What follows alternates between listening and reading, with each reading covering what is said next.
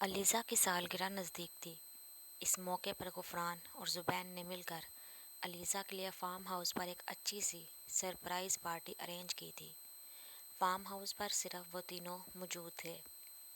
Farm house شہر سے باہر تھا اور واپسی پر کافی دیر ہو جاتی، اور ان دنوں شہر کے حالات ایسے نہیں تھے کہ اس طرح رات میں سفر کیا جائے، تو ان تینوں نے ادھر ہی رات گزارنے کا فیصلہ کیا۔ وہ تینوں کچھ وقت باتیں کرتے رہے۔ چل یار غفران، بہت رات ہو گئی ہے، مجھے تو بہت نیند آ رہی ہے، میں تو چلا سونے۔ وہ آنکھوں کو مسلتا ہوا کاؤچ سے اٹھ کھڑا ہوا اور اوپر کمرے میں جا کر سو گیا۔ اب وہ دونوں تنہا لاؤنج میں بیٹھے تھے۔ کھڑکی سے چاند کی روشنی چھن کر فرش پر دونوں کا عکس بنا رہی تھی۔ ساون کا مہینہ تھا۔ بارش کی بوندیں آبشار کی طرح دل کی زمین کو بادۂ محبت سے سرشار کر رہی تھیں۔ وہ جھینپ گئی اور صوفے سے اٹھ کر کمرے کی جانب بڑھنے لگی تو غفران نے اس کا ہاتھ آہستگی سے تھام لیا۔ اچانک بجلی چمکی اور وہ ہلکی سی چیخ مار کر غفران کی باہوں میں سمٹ گئی۔ اس کے بدن کی کپکپاہٹ اس کے روم روم میں سنسنی پیدا کر رہی تھی۔ وہ غفران سے دور جانے کی کوشش کرتی رہی، مگر اس کے سراپائی حسن کے آگے وہ بالکل اندھا ہو گیا اور اپنی تمام حدیں توڑتا چلا گیا۔ علیزہ ہرگز ایسا نہیں چاہتی تھی۔ ماسکوں میں پڑھنے لکھنے کے باوجود بھی وہ اپنی حدیں جانتی تھی۔ فارم ہاؤس بھی وہ زبیر کے اصرار پر آئی تھی۔ اس نے غفران کو روکنے کی بھرپور کوشش کی، مگر وہ اپنے ہوش و حواس بھلا چکا تھا۔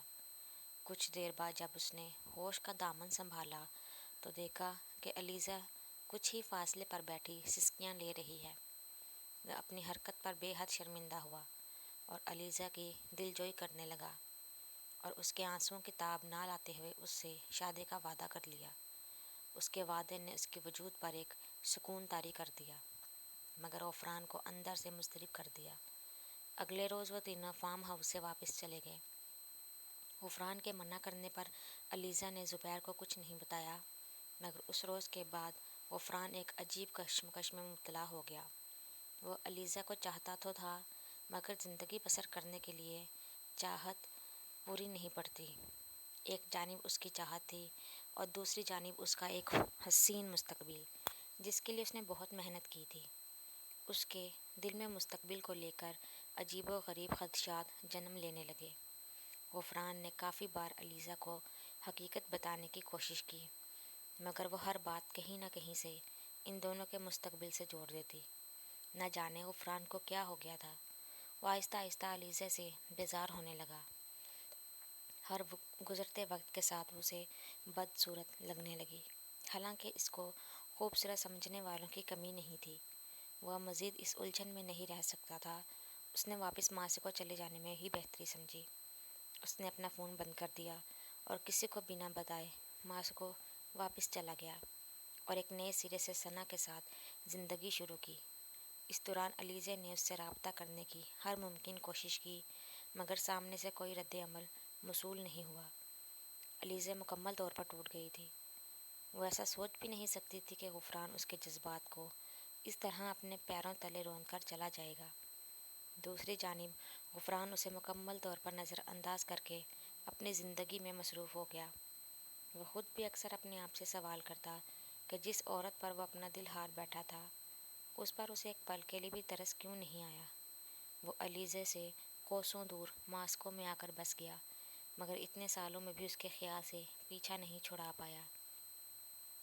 اس نے خود کو ثنا کے ساتھ ایک نارمل زندگی گزارنے میں مصروف کر لیا، اور اسی کوشش میں زندگی کے 3 سال گزر گئے۔